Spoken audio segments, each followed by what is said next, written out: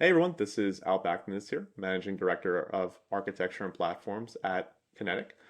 Welcome back to our series on Fabric Planning, where we are taking you into the day in the life of an FP&A team working within this solution.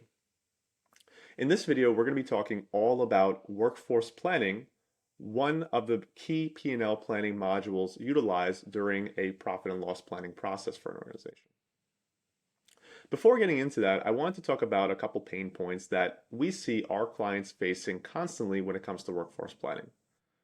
Number one is the ability to plan by position and then model out different drivers and have that align to the profit and loss statement. We'll be showing you how exactly this is coming together through connected planning within Fabric. And number two is the ability, of course, to approve certain positions in a workflow approval manner directly within the solution itself. Within Fabric Planning, we can accomplish both of these. What you can see right here is that we currently have an assumption module or a planning sheet where we're able to see all of our various different positions we're planning for.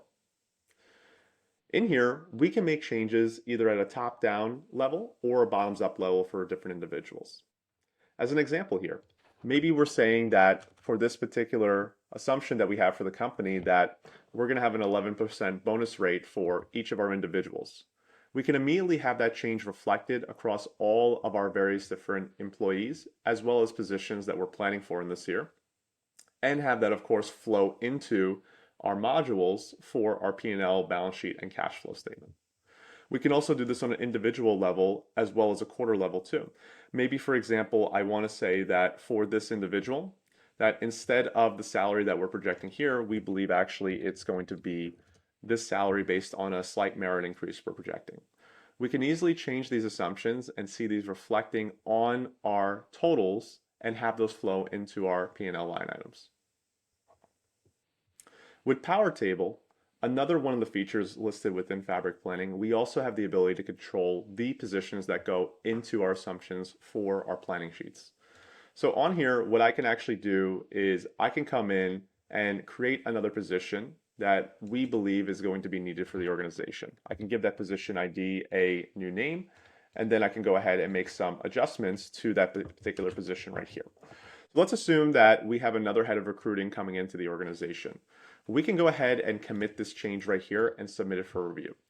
What this is ultimately going to do is allow us to be able to select a due date for the particular approver to go ahead and make that change. So I can mark this as a priority and submit this.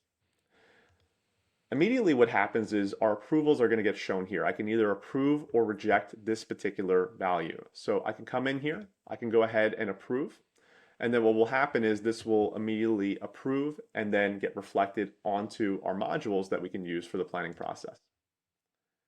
So approvals can be handled within the same location as where you're planning assumptions. Finally, connected planning. This is where everything gets brought together.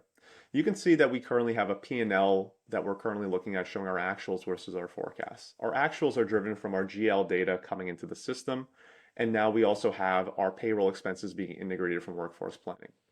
That is true real-time planning happening within one location with the ability to simulate approvals and ensure that the right workforce positions are being approved for the fiscal year budget.